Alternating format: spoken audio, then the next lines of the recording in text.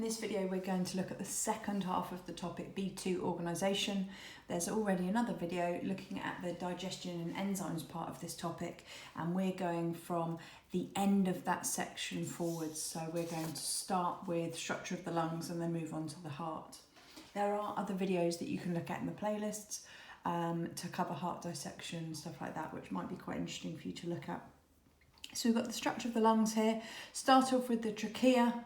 That's in the throat, okay, we would call that the windpipe, and that contains the ciliated cells and the goblet cells to stop dust and bacteria getting into the lungs. Then branch off into the bronchi, or the bronchus, if you're looking singular plural there, one into each side of the lung, so one into each lung. And then they branch out just like the branches in a tree into the bronchioles, and then they end in the air sacs called the alveoli. Okay, look, a bit like broccoli there, massive surface area. And that leads us on to the adaptations of the alveoli. We've got the large surface area, allowing lots of gases to diffuse at once. We've got a thin wall, they're only one cell thick, so it means there's a short distance for the gases to travel. There's moisture there because all of the gases move across dissolved in a liquid, so everything is in that liquid and then the liquid diffuses across. And we've got a large network of blood capillaries, so lots of places for those gases like oxygen to get into and for the carbon dioxide to come out of the blood into the alveoli. We've got a much simplified picture just here where we can see the alveoli there surrounded by the blood capillary, and it links back to the topic B1 when we were looking at examples of diffusion. We talked about movement from a high concentration to a low concentration, and alveoli was one of our examples, so a cross-link there. Next we're going on to the structure of the heart. We've got a few things to remember here. We've got the four chambers of the heart. Remember that we're looking at the heart as if it's in a person, so right and left are the opposite way round. Ventricles at the bottom, think of that V shape there, denoting that it's a ventricle, atriums at the top. And everything goes AV, AV, AV. So if in doubt, think about that, okay? For example, once the blood has gone through the right atrium, it goes through the right ventricle. It then goes through an artery called the pulmonary artery, and then that goes to the lungs. At the lungs, the blood is oxygenated, and pulmonary is always associated with the lungs. So we've got pulmonary artery, again A, so we come back into the pulmonary vein, into the other side of the heart, where we go left atrium, left ventricle, and this side of the heart is the thick muscular side. So this is where the blood gets a really good push, really high pressure, and then it leaves, because we've just had a V, it leaves through an A, the aorta, the highest pressure blood vessel in the body, and that's going to all body cells. So it's oxygenated blood taken to all body cells for respiration, and then once it's left the body cells, it comes back in through the vena cava or vena cava, depends how you want to say it, and that's a vein. Veins go into the heart, okay, you've got in the word vein, and arteries go away from the heart. Now this inferior and superior you don't really need to know. Superiors come from the brain, inferiors come from the rest of the body, okay? So it might say something like follow the path of oxygenated blood. It might say follow the path of deoxygenated blood, and you're going to be expected to talk through the kind of where does the blood go next, as I like to call it, okay?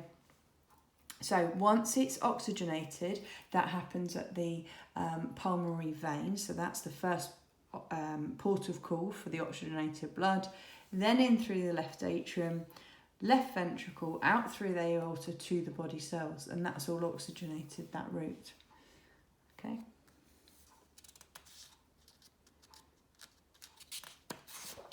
Okay, then we're looking at our individual blood vessels. A vein and an artery will never meet. The capillaries are the ones in between. So the arteries are taking the blood away from the heart, high pressure, small lumen, that's the space that the blood travels through, and that helps to keep a high pressure. If you think about when you've got a hose pipe and you put your finger over the end to increase the pressure, that's exactly what the small lumen is doing. And then when the substances need to be removed from the blood, such as glucose and oxygen for respiration, the capillaries are surrounding those body cells, and those substances diffuse into those cells through the walls of the capillary because they're only one cell thick. And then when substances come from those cells to the blood, such as carbon dioxide and water, they'll go in through the capillaries and they get transported in the veins. The veins have got a larger lumen, much lower pressure of blood because the pressure was lost at the capillaries. In order to make sure that that blood in the veins gets back to the heart, we've got these valves. Valves in veins prevent the backflow of blood. So we've got a simple and a more complicated version of this. So here we can see again, red is showing our oxygenated blood and the blue is showing our deoxygenated blood, and it's showing us, so we could label this up as this is the aorta going to the body cells, vena cava, we've got the right side of the heart, so the right atrium, the right ventricle, and then we're going through the pulmonary artery away from the heart to the lungs, and then the pulmonary vein back into the heart, left atrium, left ventricle, out through the aorta again. Okay, and it's a double pump because there are 2 loops before we've got back to the beginning again. So it goes through the body to the heart and then back through another part of the body before getting back to the starting point. And this picture on the right is just a more complicated version, really, just showing us exactly where the parts break off. If we have a quick look at our first picture, where we can see the aorta's got these 3 branches, we can see how the blood goes to different parts of the body. It doesn't just all go through every part of the body, it branches off, making it more efficient. Okay, now we all have natural pacemaker cells, and we must remember that they are found in the right atrium. That is just here. So if we have to mark it on a diagram, we mark it just here. And they control the rhythm of the heart. Now, sometimes people have an arrhythmia, which is a problem with the speed of the pumping of the heart or getting a natural rhythm, and those people might have to have an artificial pacemaker. We can see here the battery pack for it, and then there's this wire leading into the right atrium, and that is giving an electrical impulse to stimulate the heart to pump. Now, that could be something that is there and present, working at all times. It could be something that just clicks into use when the heart rate gets particularly low. Okay, and then we go on to parts of the blood. If we take a sample of blood, we put it in a centrifuge, we can actually split into the separate parts of the blood there. So you can see there's a lot of plasma, which is the least dense, a lot of red blood cells, and in this small gap here we've got the white blood cells and the platelets. Now, we'll start with the red blood cells. They carry the oxygen combined with a pigment called hemoglobin, and when the oxygen and the hemoglobin join together, they form oxyhemoglobin. The red blood cells don't need any genetic information, so they don't have a nucleus, and that leaves more space for oxygen to be absorbed. And they've got this biconcave shape. They're kind of dipped in the centre to increase the surface area for maximum absorption of oxygen. Now, the red blood cells only carry oxygen. When there's a faulty gas boiler around, they can carry carbon monoxide, and they actually pick up carbon monoxide more easily than they do oxygen, which is why if there's a faulty gas boiler and it's pumping out carbon monoxide, that will be passed around the body. Anything that is not oxygen is carried in the plasma, and the plasma is what makes the blood flow. Okay, it's most of the blood, 55%, or the largest portion, and it carries the carbon dioxide, digested foods, all those small soluble molecules such as glucose, amino acids, fatty acids, glycerol. Also urea, which you'll know about if you do triple science and you've looked at the B5 topic about the kidney. Hormones, which are made by glands and transported in the blood, and also heat. And we talk about heat when we talk about vasoconstriction and vasodilation. Again, triple content. White blood cells fight disease. We learn more about this in the topic B3 by ingesting the pathogen, releasing antibodies and releasing antitoxins. Platelets are fragments of cells and they're involved in blood clotting and scab forming. Now this calculation up here you'll probably be given, but of course 10% of our exam is maths, so it might be that we have to work out a rate of blood flow looking at the volume of blood that passes a point in every minute.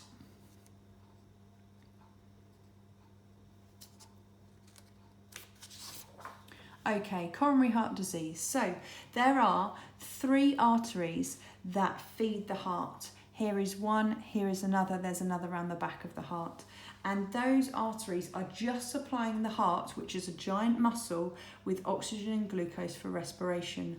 And we can see that this section of the heart here is been enlarged, and we've got this clogging of the artery, which can be due to saturated fat, the fat that's found from animal fat, such as any fat that's on meat, butter, cheese, anything that's come from animals is called saturated fat.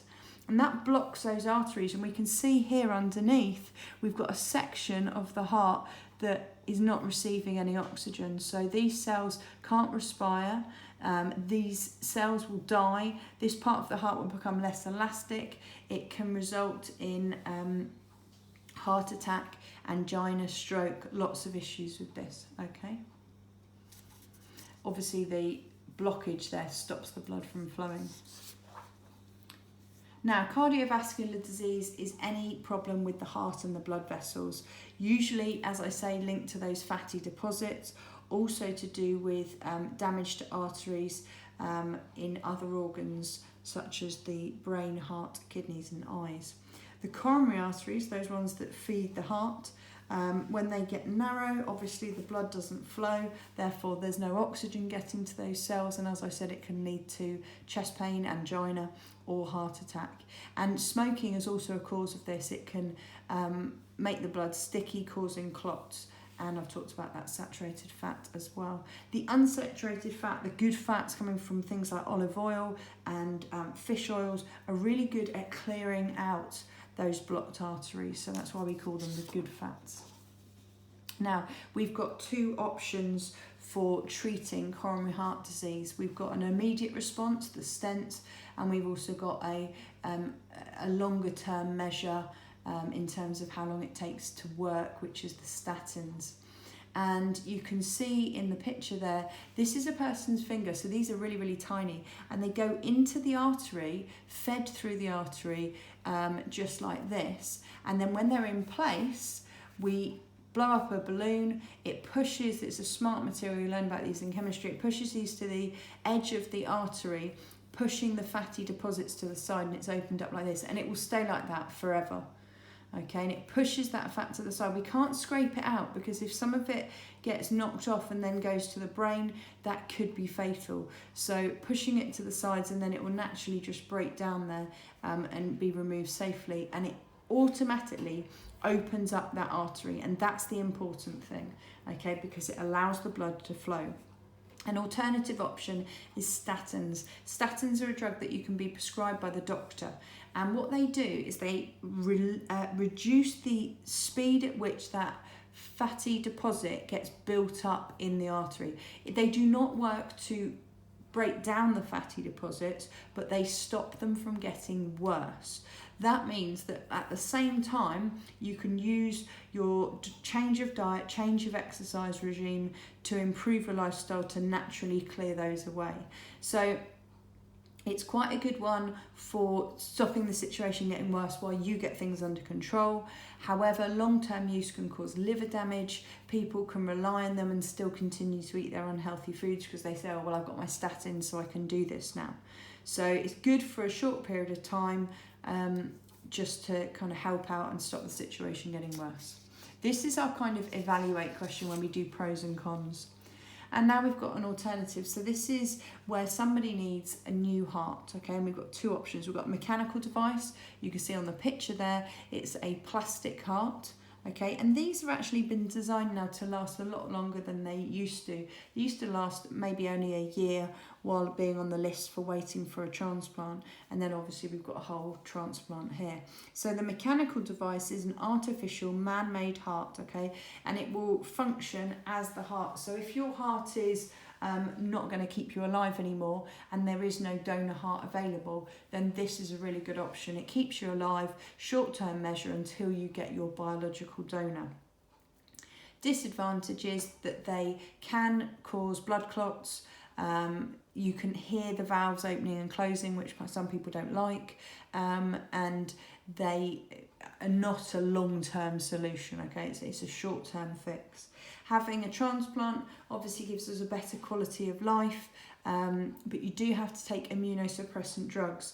Now, in B3 we talk about antigens, which are on pathogens, and these are protein markers that say that the pathogen is not part of the body, and that triggers the white blood cells to make antibodies to fight it. Now, all organs have these markers that are kind of like name labels, if you like. So this donor heart will have the name label for the person it came from. And so when that goes into the new person's body, their body tries to fight it, reject it, using white blood cells making those antibodies. So what do? We take immunosuppressant drugs. They suppress the immune system, make the white blood cells less active so that they can't fight it. It means that the organ won't get rejected, but it does mean that that person has a lower immune system, so they're more likely to get ill from other things. Now, it could be that we don't need a whole new heart, we just need a valve replacement. Maybe we have a leaky valve causing backflow of blood. We've got two options here. We've got biological valves and we've got mechanical valves. And biological usually come from pig or cow. They could be human, but pig or cow tissues can tissue match quite nicely. So they don't damage the red blood cells as they go through the valve, so that's a really good point. However, they do have to be replaced every few years because they harden over time, and you can see this is the bit where they would attach it to your own heart. Any operation carries risk. We can always put that into our questions because someone will be having anaesthetic while they're having this operation. Then we've got the mechanical valves, okay? They're durable and strong, last forever, they don't damage or need replacing, but they do cause the damage to the red blood cells. They can cause clotting. People say they can hear the valves opening and closing, and they do need anti-blood clotting drugs. We call these blood thinners for the rest of their life. It makes the blood flow through the valve more easily. So again, there's pros and cons to each, and this is a classic 6-marker evaluate exam question. Then we go on to health issues. Health is defined as relating to physical and mental well-being, and a disease is something that affects our physical or mental well-being. A communicable disease is one that is contagious and can spread between organisms, and a non-communicable does not spread. There are different types of disease and they can interact with one another. For example, there is a virus that you have the injection for girls, and it stops you from getting a particular virus that can lead to cervical cancer. Okay, so it's not stopping cervical cancer altogether, but the leading cause of cervical cancer is a particular virus, and so if we can be vaccinated against that virus, we're less likely to get the cervical cancer. Equally, if someone has severe physical illness and maybe they are in bed for long periods of time, it can affect their mental health. So we're talking about how one disease can lead to another disease. We talk about risk factors, and paper 1, paper 2, they love talking about risk factors. They love you to get that in as a buzzword into your exam answers. And these are things that we do to our body that have an ability to then cause a problem down the line. So for example, smoking is a risk factor for lung cancer. Drinking excessive amounts of alcohol is a risk factor for cirrhosis of the liver.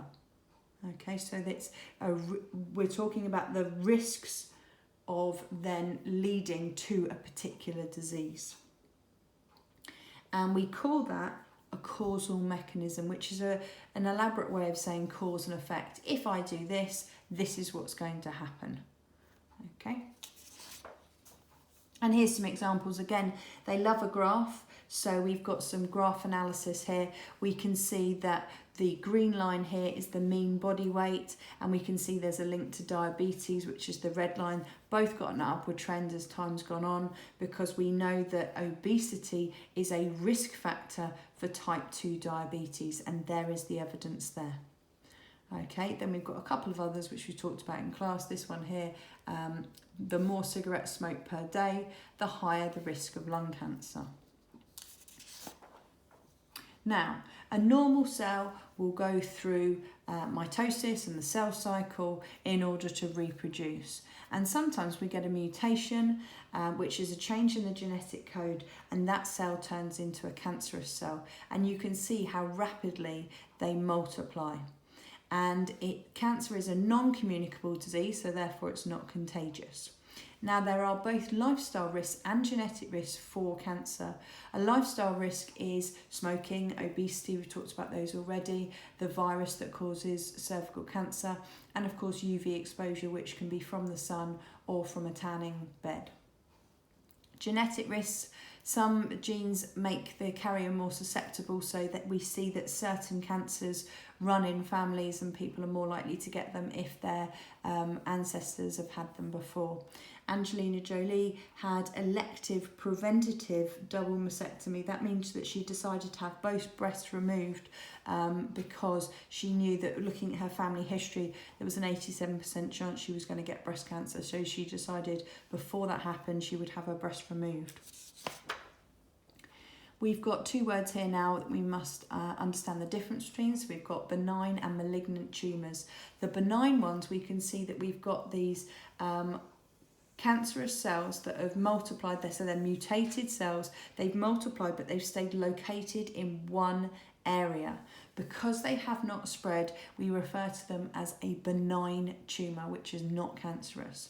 Now, these cells here we can see have exploded out of this area. They're now going to get transported in the blood. They're going to land somewhere else in the body, forming a secondary tumour. Key word in explaining a malignant tumour. So malignant tumours form secondary tumours spreading to other parts of the body through the blood, and we call those malignant and cancerous. And then, just like on most topics, the end of the topic is looking at plant cells, and we've got the structure of a leaf here where we're looking at the waxy cuticle on the top, which is good for waterproofing. Don't get any water loss through the top of the leaf there. We've got the upper epidermis and the lower epidermis, which are protective cells, and in the lower epidermis we've got the guard cells, which look like this normally when we're looking at them straight on, and the stomata there is where gas exchange occurs. Now, those stomata are meant for gas exchange, but water can be lost at the same time. Water never enters the leaf, it always enters at the root, and it escapes through the leaf. So we get the diffusion of carbon dioxide in here through the spongy mesophil, which is these odd-shaped cells, to the palisade cells. These are our classic plant cells filled with loads of chloroplasts where photosynthesis takes place. Once the oxygen is produced, that will diffuse out through the stomata because we've got a high concentration of oxygen being produced and a lower concentration outside in the air. And these guard cells control the gas exchange.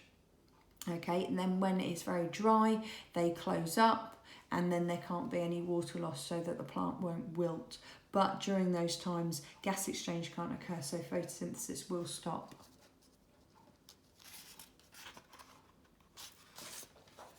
Okay, we go back to another crossover to B1 where we're looking at specialised cells.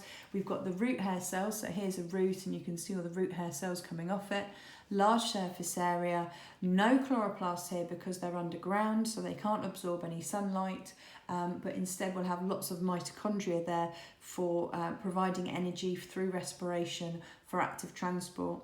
And the water moves into those root hair cells by osmosis because there's no sugar in the soil, so there's a high concentration of water in the soil, and because there's sugar in this cell made by photosynthesis, the water will move in because there'll be a lower concentration of water in the root hair cell than in the soil. Again, cross-linked to B1, check out B1 to do some more revision on that.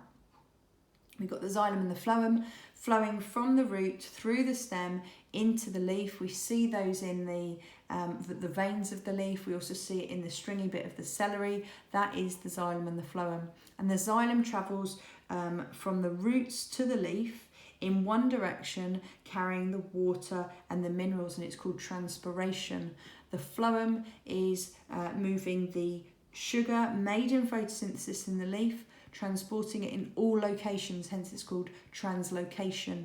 Okay, so we've got multi-flow in the phloem, and both of them are cells stacked on top of each other. Here in the xylem, those cells are stacked on top of each other and the cell walls disappear, making continuous tubes, whereas the phloem, we can still see the defined cells, but they become porous at the ends to allow substances to move through easily. And then we've got the stomata.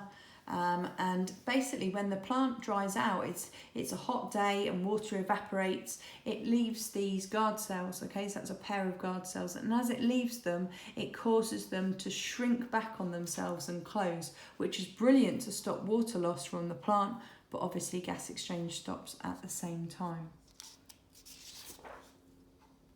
I think I've summarised most of the xylem and phloem already. Like I said, the xylem is moving water and minerals throughout the plant, and it's called transpiration. And water evaporates from the stomata, and then more water is drawn up through the roots, okay, because it's just like a straw. We drink from the top and more gets drawn up at the bottom, so it's a continuous flow of water. And we've got these hollow tubes strengthened by a substance called lignin. Okay, and factors that affect transpiration goes back to the potometer that we looked at in B4, which is looking at the rate of transpiration. We can see how temperature, humidity, air movement and light intensity affect the rate of transpiration. So have a look at that from B4. Translocation in the phloem is that movement of sugar that's made in photosynthesis to all parts of the plant, so it's transporting it to different locations. And the phloem is composed again of these tubes of cells stacked on top of each other with pores in the end walls so that substances can pass through. And then we come to an exam question which you can freeze and have a look at now if you want to, or you can have a look at it on the flashcards later.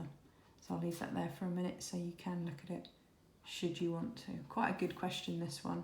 So basically what we're saying, in fact I will talk through it I think, because basically what we're saying is 2 guard cells surrounding a closed stoma and 2 guard cells surrounding an open stoma. When light intensity is high, potassium ions are moved into the guard cells. Okay, and that's our new bit of information, so we shouldn't panic thinking, oh, should I have known that? They've told us that. So when the light intensity is high, potassium ions move into these cells from the cells around the outside. So when the ions go in, that reduces the concentration of water in these guard cells. So because the water concentration is less in the guard cells than the surrounding cells, water will move in. Okay, if water moves in, these plump up and they open, and therefore gas exchange can take place because the stomata is open, and then photosynthesis can occur when it's light. As soon as it's dark, we get the reverse happen. So the potassium move back into the cells out here, which causes the water to move out of the guard cells, which then causes the guard cells to close that stomata at night, so that photosynthesis can't happen because it's dark for a start, but also it stops that water loss because the stomata are closed. So let's just have a look at the mark scheme here. So we said that potassium ions increase the concentration in the solution, i.e. make it have less water. Hang on. Potassium ions make the cell more concentrated, so water moves into the guard cells from these outside cells, and it swells up, so the stomata open, allowing that gas exchange, allowing photosynthesis. And then from here we can actually see, it says that the inner wall is thicker than the thin outer wall, so it's less flexible, which allows it to open more easily. Gets that curved shape. And then we've got some possible longer answer questions, and again you can freeze that and have a go at those another point in time, or alternatively look on the flashcard. So those are all taken off of exam questions. Okay, so hopefully you found that useful, and that takes us to the end of the topic B2. Don't forget to subscribe. Thank you.